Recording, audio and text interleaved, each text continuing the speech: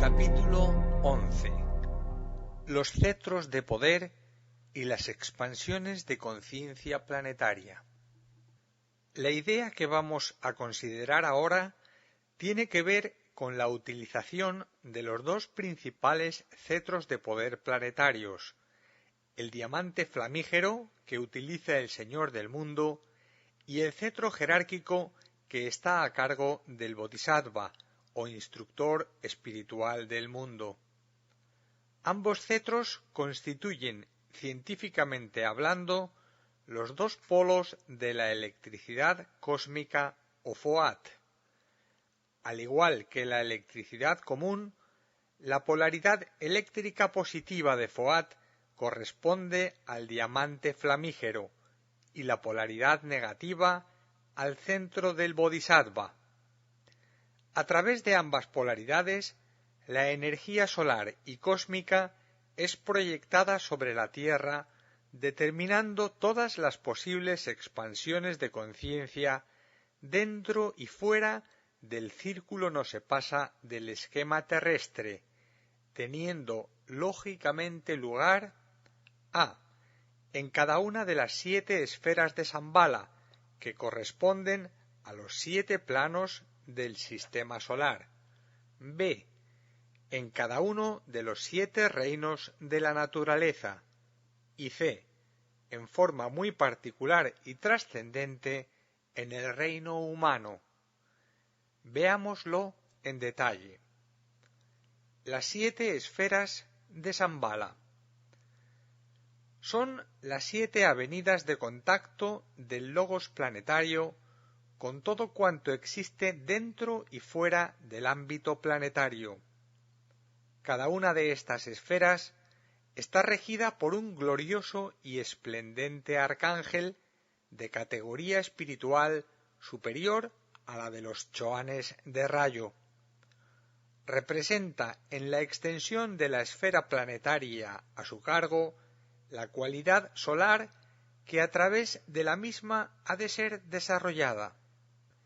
Cada uno de los 7 arcángeles posee una constitución particular que le permite transmitir a todos los ámbitos de la esfera específica que le sirve de medio de expresión las energías cósmicas inducidas por medio del cetro sagrado o diamante flamígero del Señor del Mundo.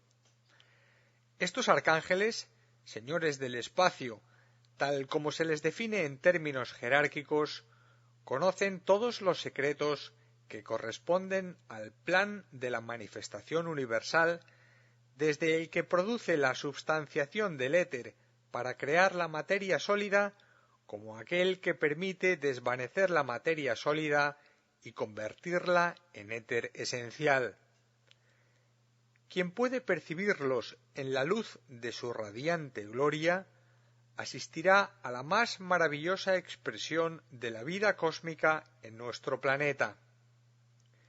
Poniéndose en contacto con su obra, podrá el investigador esotérico penetrar en los misterios infinitos de las 7 cualidades vivas que forman en su totalidad la conciencia del logos planetario, quien a su vez y en su rutilante e indescriptible esencia representa digna y eficientemente una cualidad definida de las 7 que constituyen la conciencia del logos solar.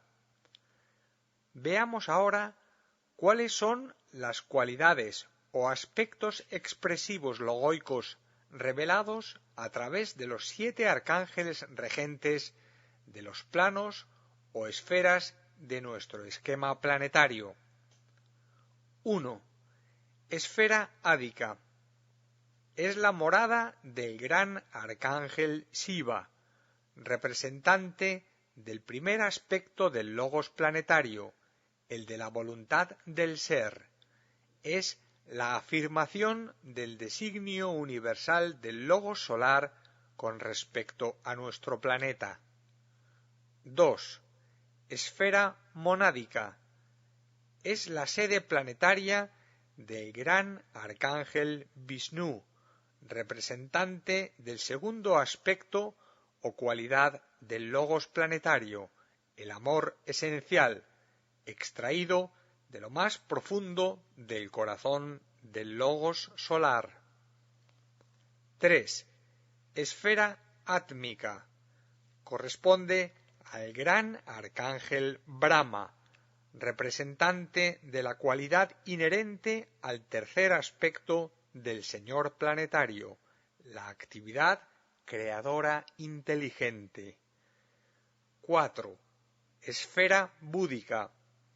Representa la actividad coordinada del esquema terrestre a cargo del gran arcángel Indra o Vayu, demostrándose a través de la cualidad de armonía y belleza, el cuarto aspecto del logos planetario que se manifiesta en el centro místico del esquema y constituye el nexo de unión entre las tres esferas superiores y las tres inferiores. 5. Esfera mental. Esta esfera está vivificada por las radiaciones ígneas del gran arcángel Agni, señor del fuego planetario e impulsor de la cualidad mental del señor del esquema terrestre. Representa el quinto aspecto de la divinidad planetaria, y su expresión característica es la actividad mental concreta y definida dentro del círculo no se pasa de la Tierra. 6. Esfera astral.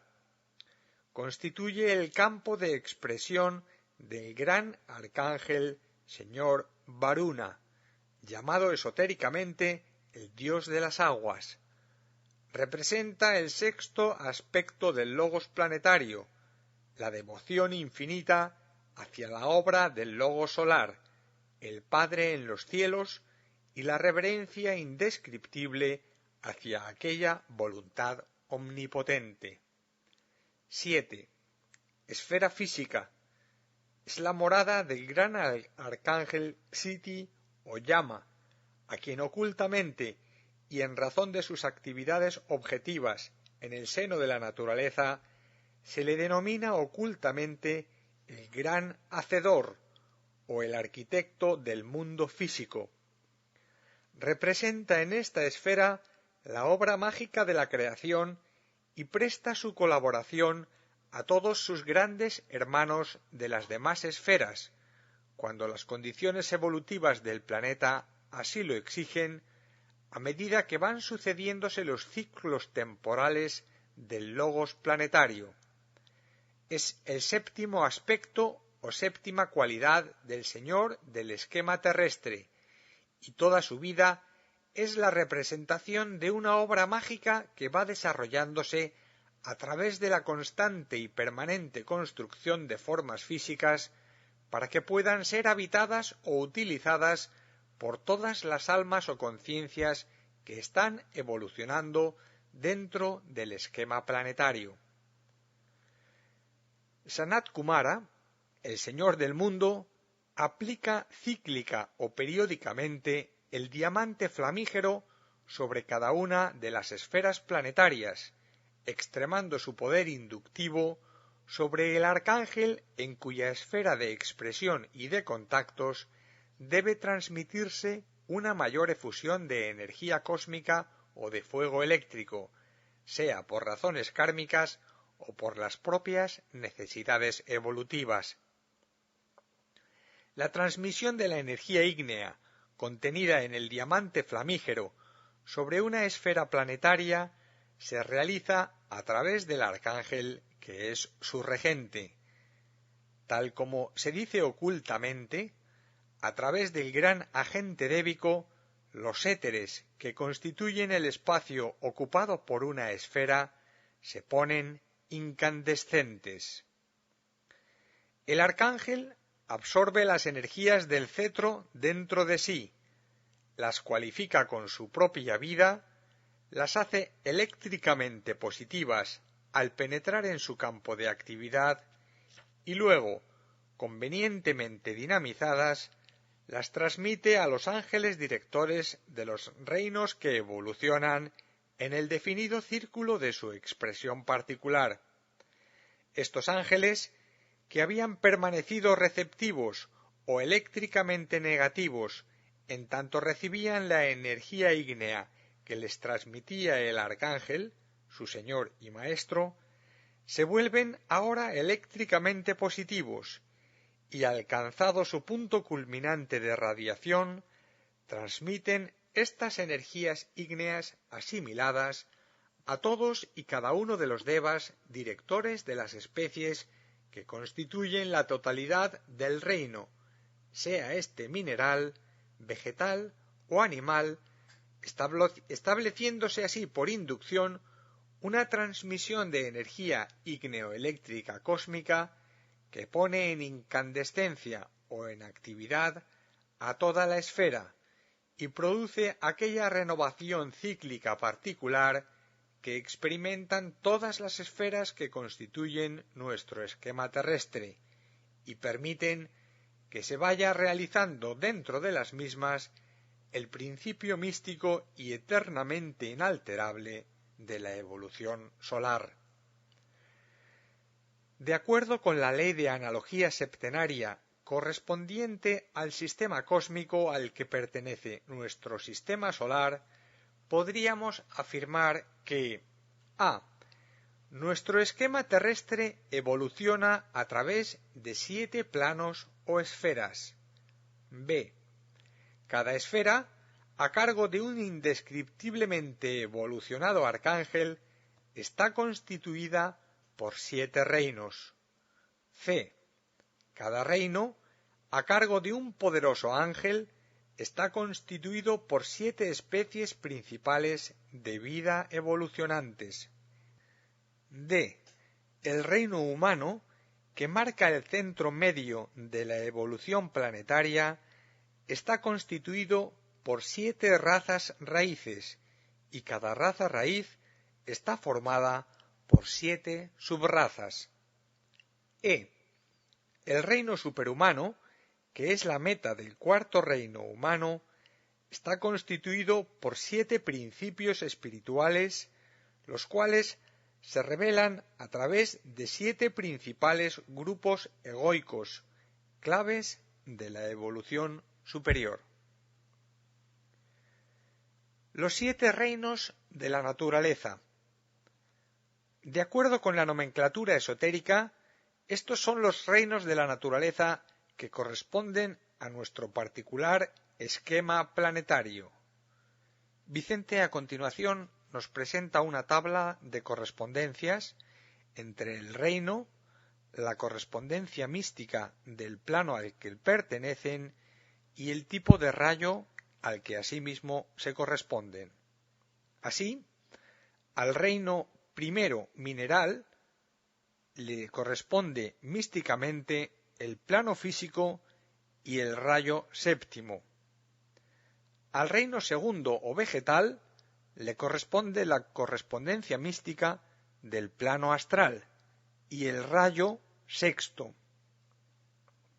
Al reino tercero animal le corresponde místicamente el plano mental y el rayo quinto. Al cuarto reino o humano le corresponde místicamente el plano búdico y el rayo cuarto.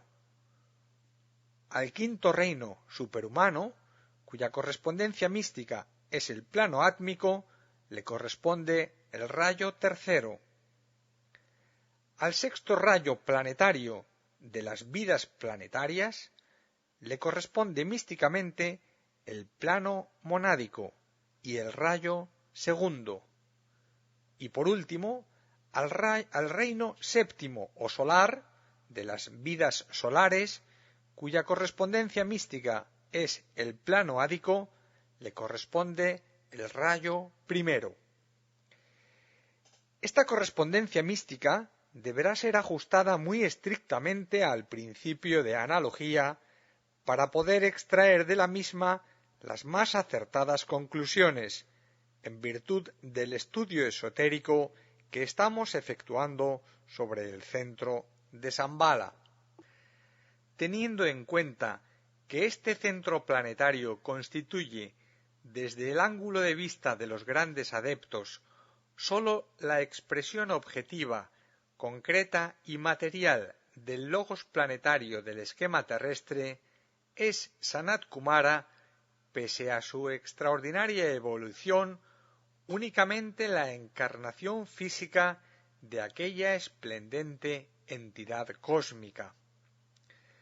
Actuando Sanat Kumara, el rey del mundo, como unidad integrante y coherente, las esferas, los reinos, las razas y todas las especies vivientes están magnéticamente vinculadas entre sí, de tal manera que cualquier tipo de vibración o de actividad dinámica o eléctrica que surja del cetro planetario del Señor de Shambhala origina expansiones de conciencia por doquier, dentro del círculo no se pasa del planeta, siguiendo las líneas marcadas por la ley de jerarquía o de evolución espiritual, en virtud de la cual la energía cósmica que surge del cetro energetiza primero los centros mayores y va transmitiéndose luego en orden a esta jerarquía espiritual establecida a todos los demás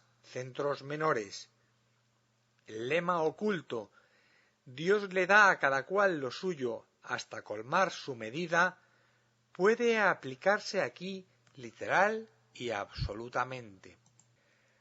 Hay otra ley ocultamente definida como de vinculación magnética que actúa por simpatía vibratoria y es independiente de la ley de jerarquía espiritual, actuando, según se nos dice esotéricamente, por misteriosas razones kármicas establecidas entre reinos y especies. Esta ley de vinculación se manifiesta bajo el principio de correspondencia matemática que condiciona todas las expresiones numéricas sintónicas, ya sean pares o impares, que pueden observarse en todos y cada uno de los elementos que participan en la creación de un sistema, de un esquema o del cuerpo de un ser humano. Por ejemplo, el séptimo reino, el reino de las vidas solares, deberá proyectarse al finalizar el Manvantara planetario en el primer plano o esfera física. En aquella alejada época planetaria, la vida del dios planetario brillará dentro de cada átomo de materia física y el primer reino, el mineral, se hará plenamente radiactivo y en una ulterior cadena planetaria de otro esquema surgirá como reino vegetal. El sexto reino, el reino de las vidas planetarias, halla su expresión más perfecto en esta era planetaria en el sexto plano, el plano astral, y en el sexto reino, el vegetal, del cual se nos dice ocultamente que es la ofrenda mística del logos planetario de nuestro esquema terrestre al logos del sistema solar. El quinto reino, el reino superhumano, siguiendo esta misteriosa ley de correspondencia matemática, se proyecta en el tercer reino animal y como fruto de esta afinidad vibratoria surgió un día el reino humano a la existencia, siguiendo el proceso de desarrollo planetario técnicamente descrito como de la individualización, que elevó la vida inconsciente del hombre animal a las supremas alturas místicas de la autoconciencia humana. Las expansiones de conciencia en el reino humano pueden observarse a. En la creación de las razas raíces humanas. b. En la estructuración mística de las principales religiones mundiales. c. En la organización de la civilización y cultura de los diferentes pueblos de la Tierra. d. En la iniciación espiritual de los seres humanos o su entrada consciente en el quinto reino de la naturaleza, el reino superhumano. La creación de una gran raza raíz. Deberá estudiarse lógicamente también, de acuerdo con el principio de analogía, teniendo presente, sin embargo, que el principal agente que interviene en el proceso de estructuración racial es una entidad planetaria perteneciente a la evolución humana y no a la débica, tal como las considerábamos al estudiar las expansiones de conciencia que tenían lugar en el seno de los reinos inferiores o subhumanos. A esta entidad planetaria se la denomina ocultamente el Manú de la raza, y sus códigos y principios arrancan de una vinculación muy íntima establecida, por razón de rayo, con el propio Señor del mundo, Sanat Kumara, en su primer aspecto de gobernante supremo del planeta o ejecutor de la ley. La misión del Manú, aparte de otras muy importantes atribuciones planetarias, es vivificar la semilla del cuerpo, cuya forma y cualidades espirituales tienen la misión de expresar aquella raza raíz de la cual él es enteramente responsable y ha de servir de cáliz o tabernáculo para un numerosísimo grupo de entidades planetarias en proceso de evolución en el cuarto reino. De acuerdo con este principio de correspondencia, que jamás ha de excluir de sus investigaciones el estudiante esotérico, podríamos afirmar que durante el curso de la evolución planetaria aparecen 7 grandes razas raíces, cada una de ellas a cargo de su respectivo Manú.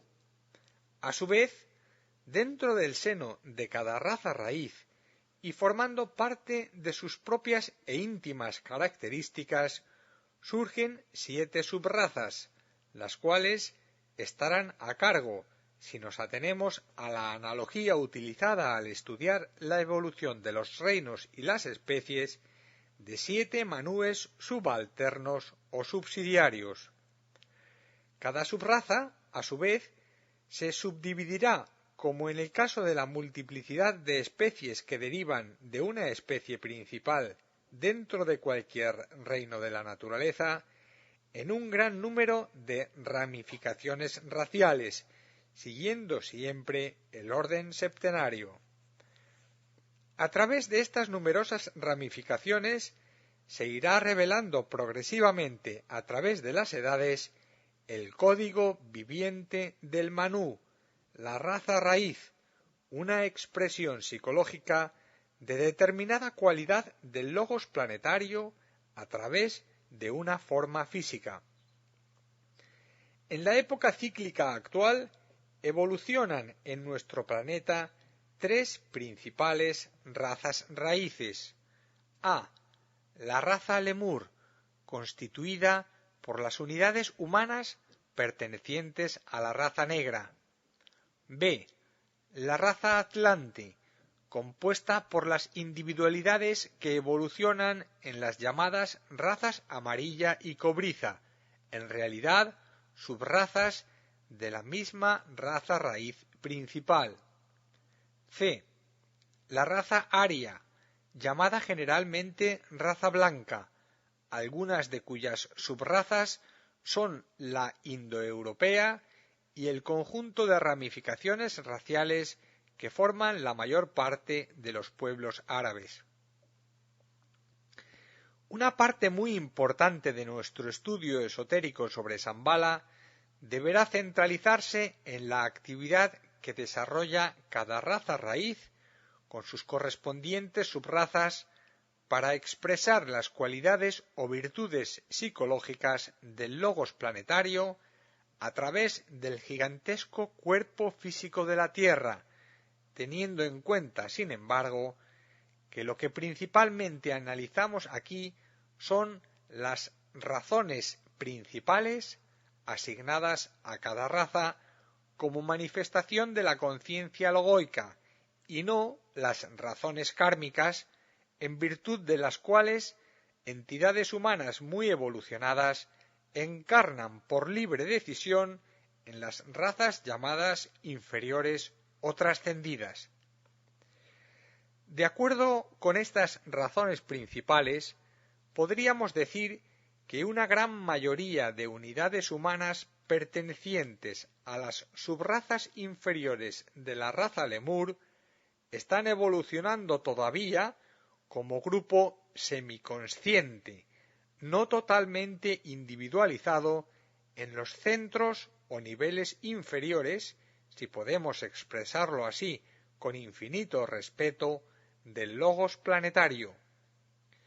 Que una parte muy considerable de las individualidades humanas conscientes de las razas Atlante y Aria están integrándose en su centro laríngeo, que una cantidad de egos autoconscientes van introduciéndose en su centro Agna, convirtiéndose en agentes constituyentes del mismo, y que una selecta minoría de almas muy avanzadas, a quienes la tradición mística denomina hijos de Dios, jerarquía espiritual planetaria o gran fraternidad blanca, en unión con exaltadas vidas débicas, constituyen su centro cardíaco.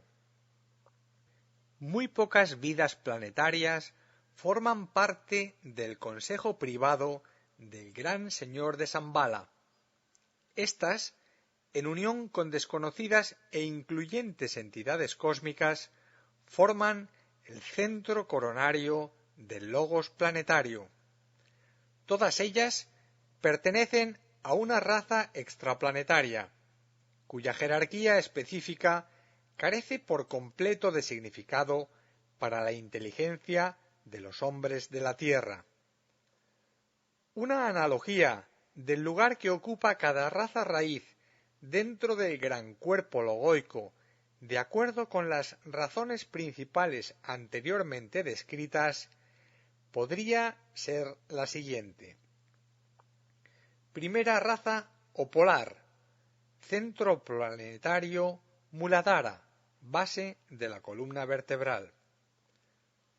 Segunda raza hiperbórea, centro planetario Svadhisthana, centro sacro. Tercera raza lemur, centro planetario Manipura, centro del plexo solar.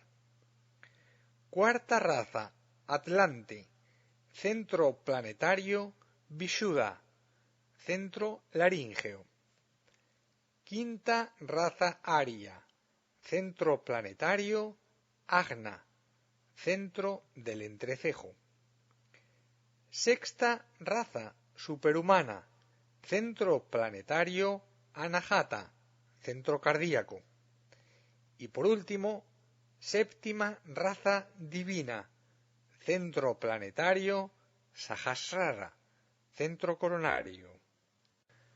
Ahora bien, con respecto a la fuerza que le transmite el Señor del Mundo al Manú en el momento cíclico y mágico de verter mediante la imposición del diamante flamígero el germen místico de la nueva raza en las misteriosas y virginales entrañas del espacio, según el libro de los iniciados, deberemos suponer que será de un increíble poder igneoeléctrico, dadas las características especiales del rayo del Manú, quien encarna en la Tierra el primer aspecto de la divinidad planetaria, la increíble voluntad de ser y de realizar.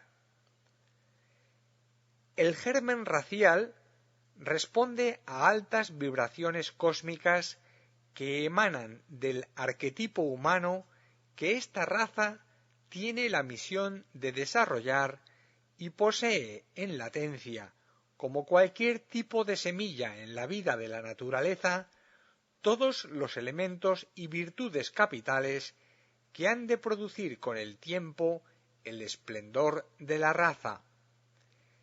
El desarrollo de las espirillas en el átomo permanente físico de las razas forma parte integrante de esta evolución de cualidades o virtudes capitales contenidas en la semilla racial.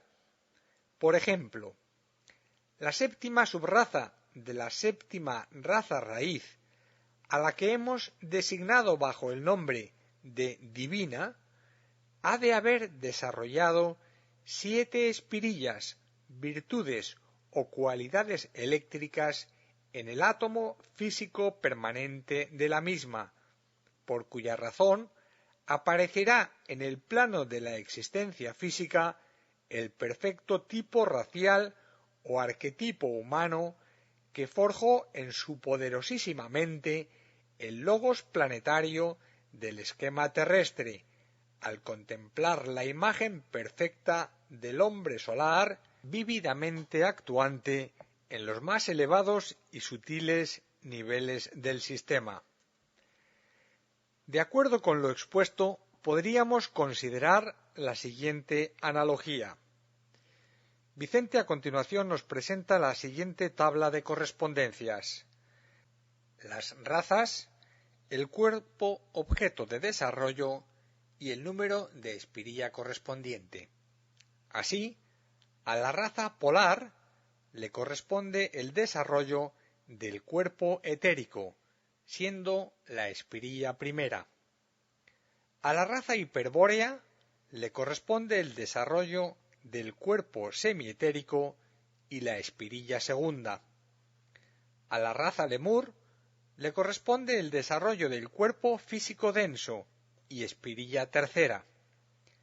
A la raza atlante le corresponde el desarrollo del cuerpo astral y espirilla cuarta.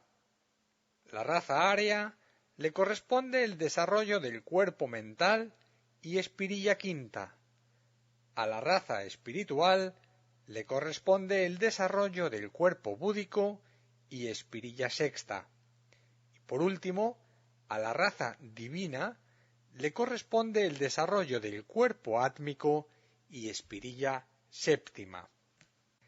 Esta analogía, examinada de acuerdo con la ley de periodicidad que marca los períodos cíclicos de aparición y desaparición de las razas humanas, es válida para toda esta cuarta ronda. En rondas y cadenas superiores del esquema, las cualidades de las razas y el número de espirillas deberán aumentar hasta completar el número 10 de la perfección solar, que marcará el término del Manvantara planetario o ciclo de encarnación física del logos de nuestro esquema terrestre. Pero sus implicaciones son tan elevadas que no sería juicioso ni práctico pasar más allá de las anteriormente descritas. Lo que sí sería interesante y útil para comprender el misterio implícito en la creación de las razas es que enumerásemos, siempre de acuerdo con la analogía y con el principio de jerarquía espiritual, a las entidades planetarias y débicas que intervienen en la obra mágica de estructuración de una gran raza raíz. Primero, el Señor del mundo, el iniciador único del planeta, quien sostiene en sus augustas manos, según el libro de los iniciados, el cetro de poder o talismán sagrado planetario y transmite a través del mismo potentísimas energías electrocósmicas al Manú de la raza que ha de ser estructurada. Segundo, el Manú, señor de la nueva raza raíz, cuya mente ha sido cálidamente impresionada desde niveles superiores del plano mental solar por la visión del arquetipo o modelo que ha de servir de soporte místico para la estructuración de los elementos moleculares con los cuales será construido el tabernáculo o cuerpo físico de la nueva raza. Tercero, el adepto maestro Moria, Choán del primer rayo, discípulo del Manú y su agente principal en la proyección de energía de primer rayo en el planeta. Cuarto, un número indeterminado de adeptos planetarios en los distintos rayos, expertos en el arte de la proyección de fuerza solar, que vivificarán con el aliento de sus radiantes vidas las etapas o fases de germinación de la semilla racial. Su analogía se puede encontrar en aquellos devas lunares que intervienen en el proceso de la concepción y gestación de la simiente que dará vida y forma física a cualquier tipo de cuerpo humano en la vida de la naturaleza. Quinto, numerosas huestes angélicas pertenecientes a la jerarquía espiritual de los Agnischaitas, señores del plano físico, intervendrán activamente en el proceso de germinación de la semilla racial. Veamos algunas de ellas. A. Las llamadas ocultamente substanciadoras del éter. B.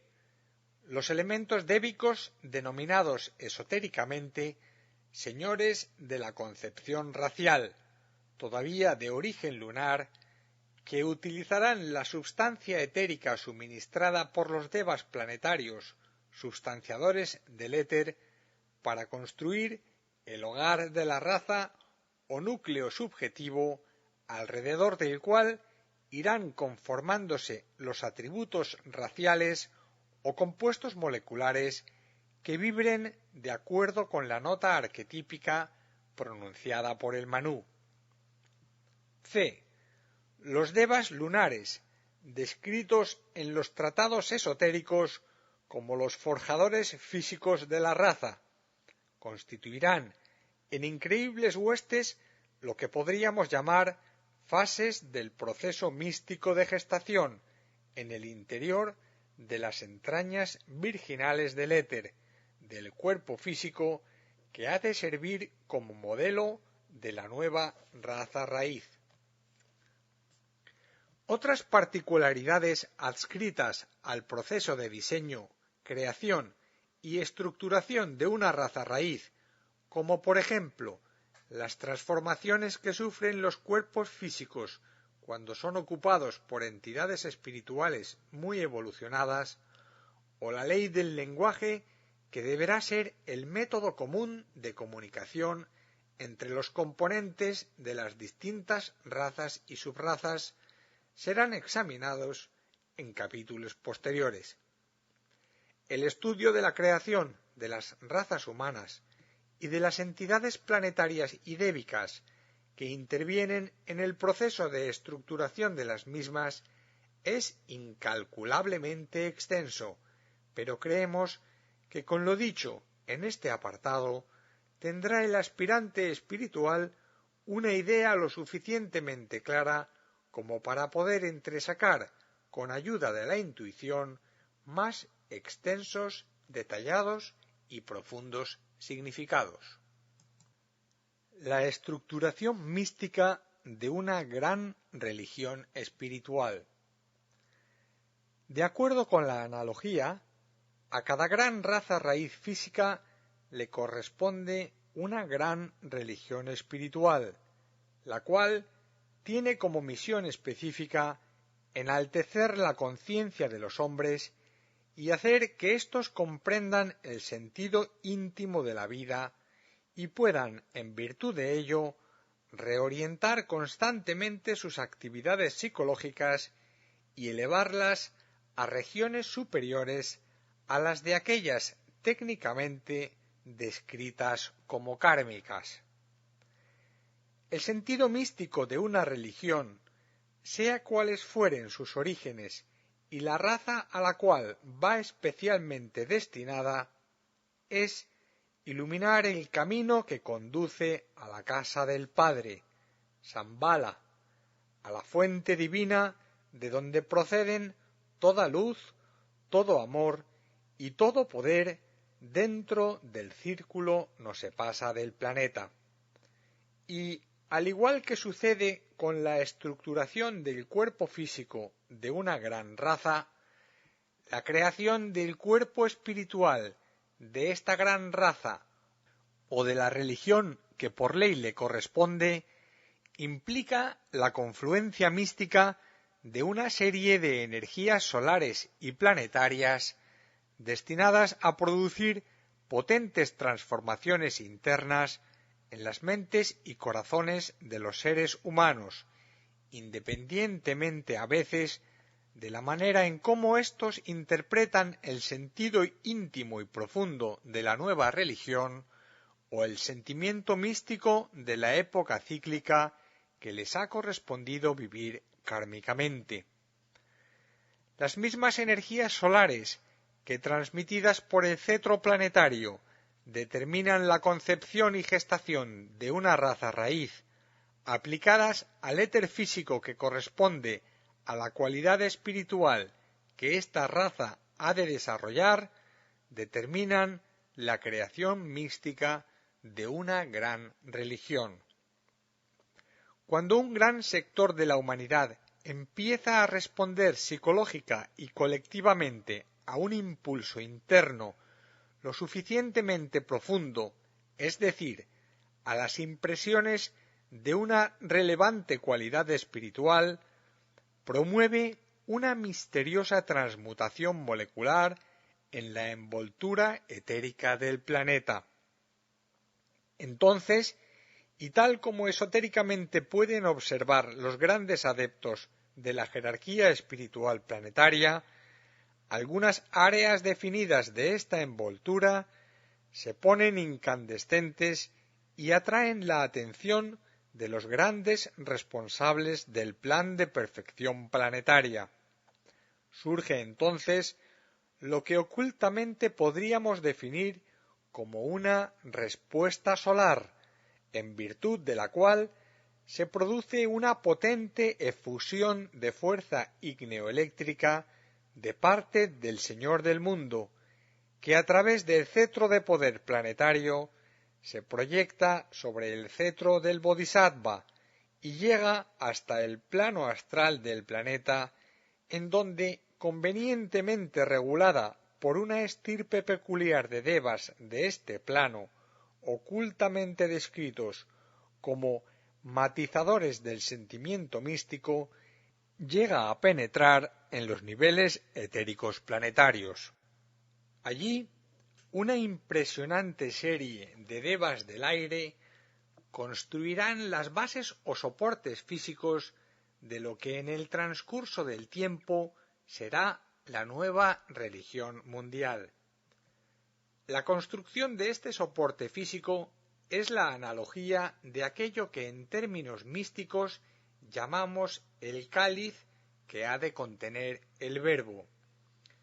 Otra de las ideas a considerar en relación con esta proyección de fuerza procedente de los altos lugares planetarios es la de que el centro del Bodhisattva, cargado con energía ígnea o eléctrica de carácter negativo, se halla magnéticamente vinculado con aquellas esferas planetarias de Shambhala coincidentes con un número par, como la segunda o monádica, la cuarta o búdica y la sexta o astral, mientras que el diamante flamígero del Señor del mundo, cargado con energía ígnea de tipo positivo, concentra mayormente su potencia sobre las esferas planetarias coincidentes con un número impar, como la primera ádica, la tercera átmica, la quinta mental y la séptima física. De manera que cuando las necesidades evolutivas del reino humano precisan de una nueva religión que canalice sus aspiraciones espirituales, hay una concentración mayor de energía por cuanto entran en actividad simultánea los dos principales cetros planetarios, el diamante flamígero y el cetro de poder del instructor del mundo, teniendo lugar en esta interpenetración de energías eléctricas procedentes del cosmos un misterio que sólo será revelado en la tercera iniciación jerárquica o de la transfiguración. Se le denomina ocultamente el misterio de la luz, por cuanto tiene como misión principal iluminar las mentes y corazones de los seres humanos y mostrarles así el camino iluminado que ha de llevarles a superiores estados de conciencia. Parte de este misterio tiene que ver con la participación activa de una jerarquía muy peculiar de devas que descienden al plano astral procedentes del plano búdico, llevando prendida en sus alas inmaculadas la luz misteriosa del amor universal, según reza el libro de los iniciados. Debido a la alta significación espiritual de este misterio, al Cristo, el instructor del mundo, se le denomina en términos místicos la luz del mundo y también la luz dentro de la luz, cuando se integra en la vida trascendente del Señor del mundo. De ahí que el misterio implícito en la creación de una gran religión espiritual para la humanidad sea de luz, por cuanto es luz lo que precisan los seres humanos para captar el profundo e infinito significado del amor, esencia vital para este universo de segundo rayo. Tal es la esencia mística con la cual se fabrican o estructuran las religiones, sean los que fueren los instructores espirituales o avatares que las encarnan en sus esplendentes e incomprensibles vidas de sacrificio. Veamos ahora las entidades espirituales que en orden de jerarquía participan de la ceremonia iniciática, pues se trata de una verdadera iniciación que ha de transmitirle a la humanidad una nueva gran religión espiritual. Primero, el Señor del mundo, Sanat Kumara, que empuña el cetro de poder planetario o diamante flamígero. Segundo, el Señor Buda, a quien se le denomina en términos jerárquicos el intermediario cósmico, y encarna en su gloriosa vida el aspecto luz o sabiduría del segundo rayo de amor universal. Tercero, el instructor del mundo, el Bodhisattva, de la quinta raza raíz, quien sostiene en sus manos el cetro jerárquico y encarna en su persona el segundo rayo, en su aspecto de amor y compasión. Cuarto, el maestro Kut Umi, Choán del segundo rayo, y un selecto grupo de iniciados kármicamente vinculados con la vida y obra del Bodhisattva. Quinto, aquellas jerarquías débicas procedentes del plano búdico anteriormente mencionadas, cuya misión es intensificar con su luz la luz que ha de dar vida a la nueva religión. Sexto, el grupo de discípulos e iniciados en cuerpo físico sobre los cuales será derramada la semilla espiritual y cuyas radiaciones magnéticas en forma de pensamientos potentes y definidos y en actividades diversas influirán en las mentes y los corazones de los seres humanos para los cuales va especialmente dirigida aquella religión espiritual. Séptimo, un numerosísimo grupo de devas procedentes de los altos niveles del plano astral, cuyo especial cometido será matizar de sentimiento místico aquella religión. A esta actividad débica de tipo devocional se le asigna jerárquicamente el significativo término de un impacto del sexto rayo.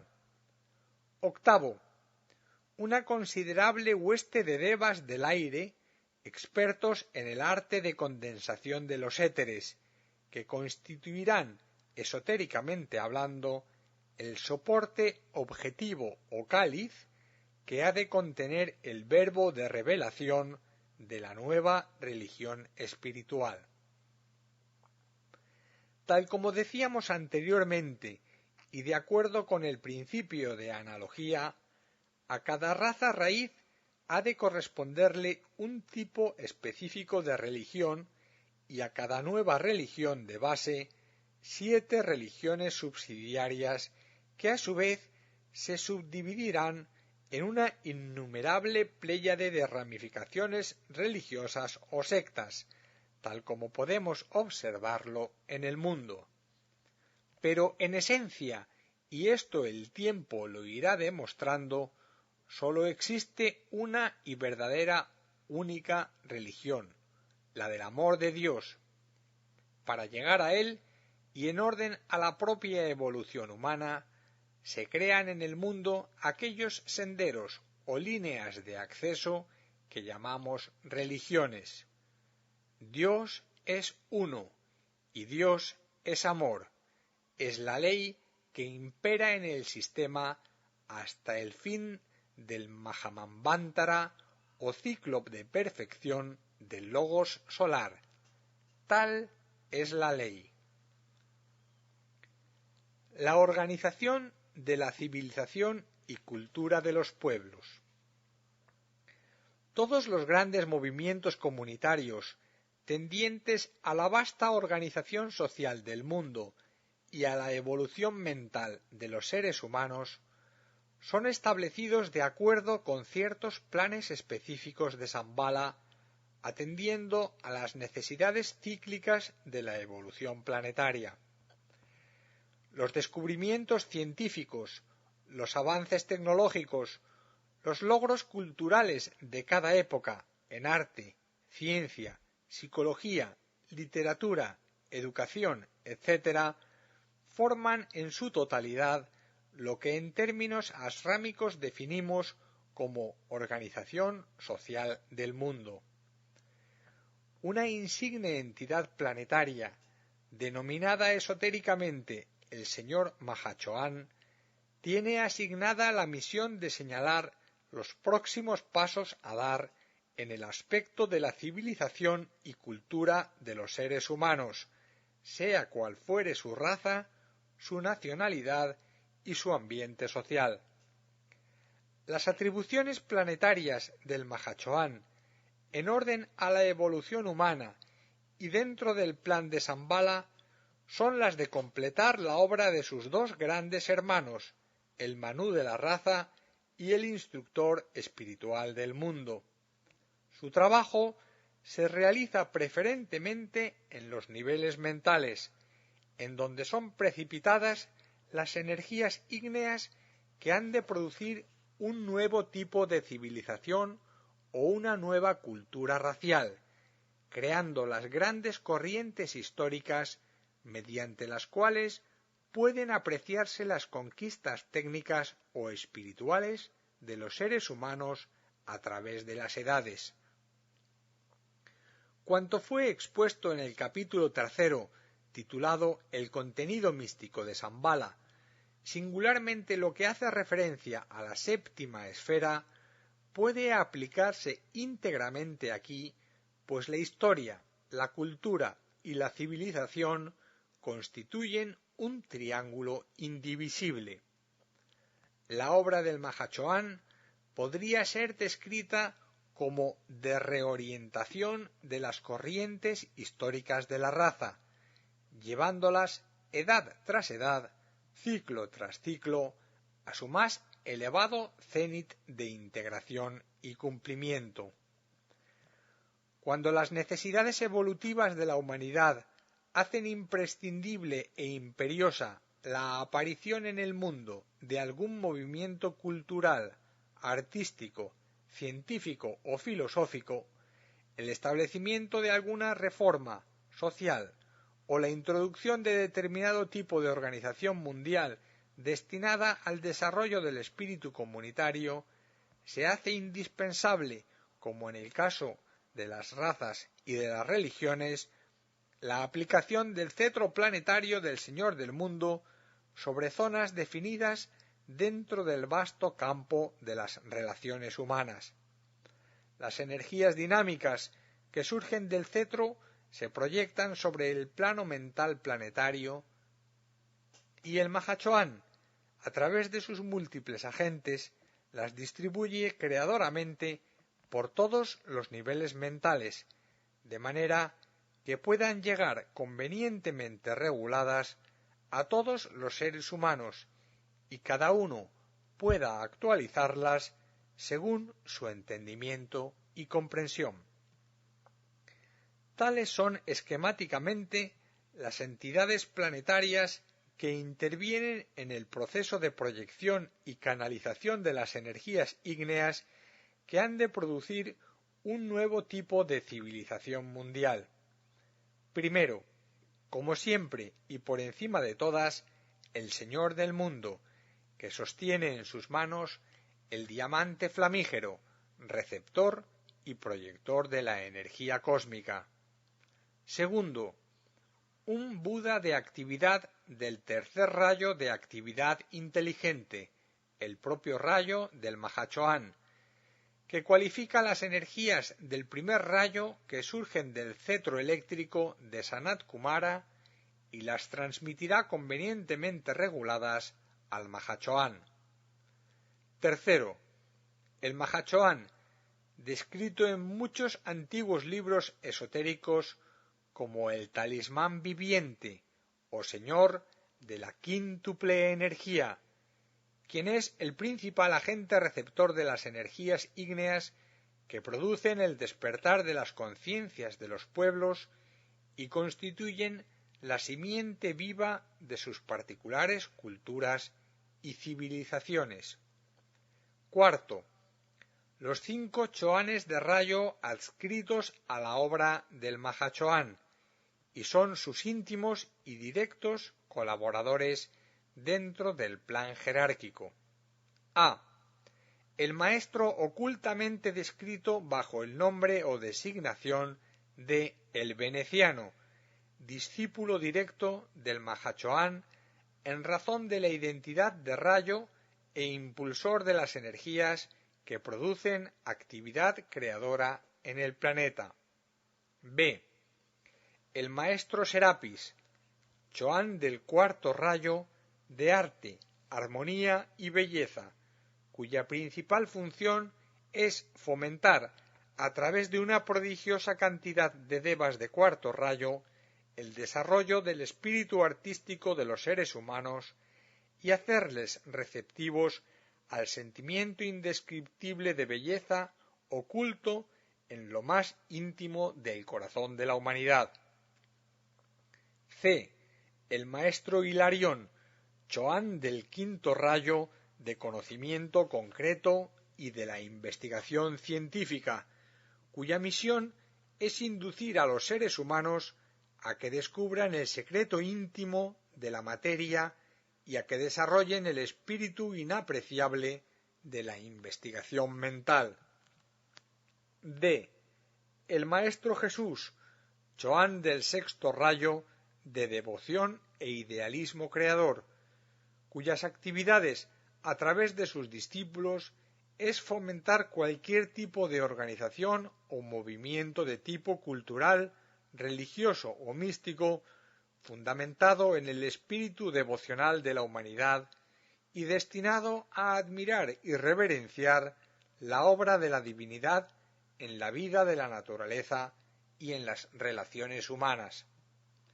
El maestro conde de Saint-Germain, conocido también como el príncipe Rákóczi, Choán del séptimo rayo de magia y de orden ceremonial. Tiene la misión de revelar en tiempo y espacio las decisiones de la divinidad y el espíritu de síntesis cualificador del primer rayo. Utiliza como instrumento de su actividad la magia organizada, promoviendo en el seno de la humanidad el principio de correcta relación, la forma más objetiva de representar el orden que existe en los altos lugares del esquema. Quinto, numerosos grupos de discípulos de estos gloriosos adeptos distribuidos en orden de rayo por todas las ramas de la jerarquía, con la misión de establecer mental o emocionalmente las bases de las organizaciones culturales, sociales o artísticas que han de ser desarrolladas en el mundo como luminosos faros de la civilización mundial. Sexto, huestes débicas de los distintos rayos involucrados que actúan bajo la directa impresión de los adeptos y altas jerarquías angélicas y tienen a su cargo el especial cometido de volver objetivas las impresiones subjetivas que surgen de los distintos asramas o de aquellas esplendentes entidades planetarias. La obra del Mahachohan es quizás la más extensa de todas las realizadas en orden a la evolución del planeta, pues incluye en su vasto departamento la actividad de 5 rayos o corrientes de vida solar. 3 de ellas son de carácter impar, el tercero, el quinto y el séptimo, y producen las grandes corrientes científicas, filosóficas y sociales, y 2 son de carácter par, el cuarto y el sexto, dentro de cuyas actividades es posible observar el trabajo creador de una impresionante hueste de entidades débicas que ponen en contacto a los hijos de los hombres con la vida íntima de la naturaleza y con sus niveles emocionales más profundos.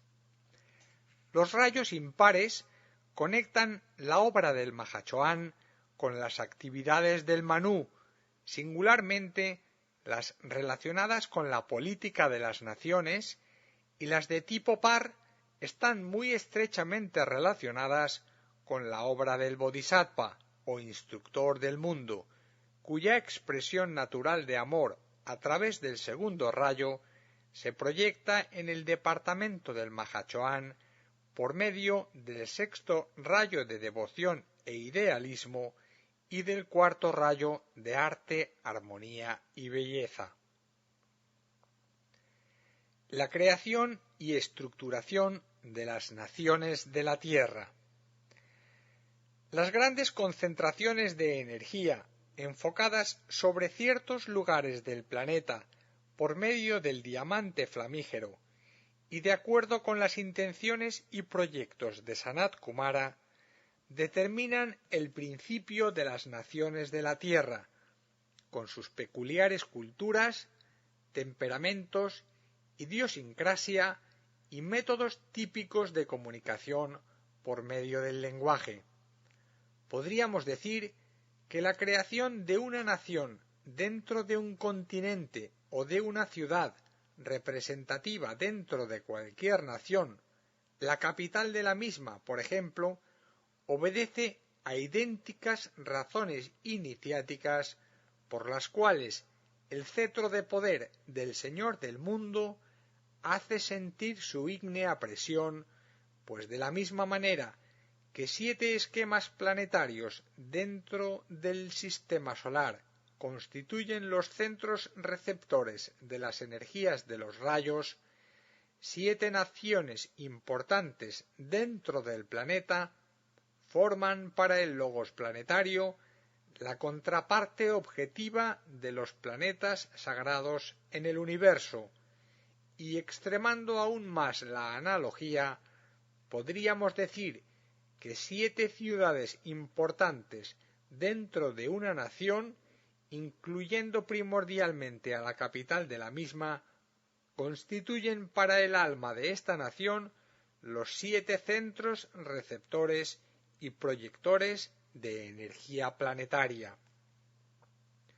El término utilizado alma de la nación es singularmente descriptivo y se fundamenta en el hecho esotérico de que una nación, sea cual fuere su importancia, es un centro de conciencia del logos dentro de la humanidad y constituye el factor psicológico que ocultamente definimos como espíritu nacional, es decir, un centro espiritual sobre el cual, y por razones kármicas que escapan a nuestra comprensión, convergen, se centralizan y difunden determinadas energías procedentes de Shambhala. Así, en la expansión de conciencia que corresponde a la creación de una nación dentro de un continente, habrán de intervenir forzosamente fuerzas planetarias de gran poder espiritual, pues ante todo deberán ser removidos creadoramente en los éteres para poder acoger adecuadamente y sin peligro la fuerza mística del rayo que deberá condicionar la vida de aquella nación, así como utilizar ciertas definidas posiciones astrológicas de los astros, las cuales afectarán muy poderosamente a las unidades de conciencia egoica que constituirán el núcleo espiritual de aquella nación y se congregarán misteriosamente allí en virtud de la potentísima invocación del cetro de poder. Un esplendente ángel de la jerarquía débica de los Agnisvatas, secundado por una numerosísima hueste de devas mentales, astrales y etéricos, expertos en el arte de remover creadoramente los éteres del espacio, formarán el talismán viviente alrededor del cual se irá estructurando objetivamente la nación. Veamos ahora, como de costumbre, las entidades espirituales que intervienen en el proceso de creación. Primero, Sanat Kumara, el señor de Shambhala, en cuyas manos se halla el cetro de poder planetario. Segundo, un Buda de actividad del rayo espiritual que deberá constituir el núcleo vital alrededor del cual deberá ser estructurada dicha nación y que operará desde los niveles subjetivos. Tercero, el Manú de la raza, en cuyo continente es creada la nación. Cuarto, un ángel Agnisvata, de evolución superior a la de los adeptos planetarios, manejará creadoramente los niveles correspondientes etéricos, astrales y mentales, siendo, junto con una increíble cantidad de devas constructores, el artífice de la concepción, gestación y nacimiento de la nación, así como el impulsor del desarrollo de la misma hasta haber adquirido su espíritu nacional. El espíritu nacional, utilizando la analogía, corresponde a la conciencia del alma en la personalidad de un ser humano. Quinto, un grupo intermediario de adeptos planetarios dentro de los distintos rayos involucrados en la creación de la nación, quienes prestarán su concurso espiritual siguiendo las ocultas directrices del señor de Shambhala, escogiendo a los egos humanos que por ley de karma deberán componer el núcleo de conciencia psicológica de la nación. Séptimo, hay que reseñar finalmente la increíble cantidad de devas menores que constituyen esotéricamente el lugar donde ha de emplazarse la nación, y a quienes la potencia invocativa de sus devas regentes ha dinamizado a extremos increíbles, induciéndoles a crear las condiciones físicas que configurarán el aspecto material u objetivo de la nación que va a nacer. Se les denomina ocultamente los constructores de la cueva. Trabajan con los 4 elementos, a saber, tierra, agua, fuego y aire, dinamizados ígneamente por el estímulo creador del éter. Como se habrá podido observar, el nacimiento de una nación en el mundo no es fruto del azar, sino el resultado de un proyecto muy cuidadosamente elaborado por la jerarquía planetaria siguiendo las decisiones ocultas de Shambhala. Podríamos ampliar esta idea en el sentido de que existen pequeñas y grandes naciones, así como dentro de las mismas pequeñas y grandes ciudades. Utilizando la clave de la analogía, podríamos deducir que si bien en un principio la creación de una nación o de una ciudad dentro de una nación obedece siempre a decisiones planetarias cuidadosamente elaboradas, con el fin de formar núcleos de conciencia humana, el desarrollo posterior de las ciudades y de las naciones se realizará invariablemente siguiendo ciertas líneas definidas de rayo, las cuales moverán las energías cualitativas de las mismas en distintas direcciones, creando puntos de contacto y núcleos de poder radiactivo, que atraerán por simpatía vibratoria a todos los elementos humanos y débicos que se hallen en aquella especial sintonía. En virtud de la potencia invocativa desarrollada desde el núcleo de vida humano-débica, que constituye, por decirlo así de alguna manera, el átomo permanente físico que corresponde al espíritu o alma nacional, esta nación será grande o pequeña, poderosa o débil, rica o pobre, y su estándar cultural será mejor o peor. El estudio de los factores kármicos que intervienen en el desarrollo físico, psicológico y espiritual de una nación precisaría por sí solo de un amplio y voluminoso libro de texto. Pero creemos que con lo dicho hasta aquí habrá suficiente información para que los aspirantes espirituales puedan extraer significados más amplios, detallados e incluyentes.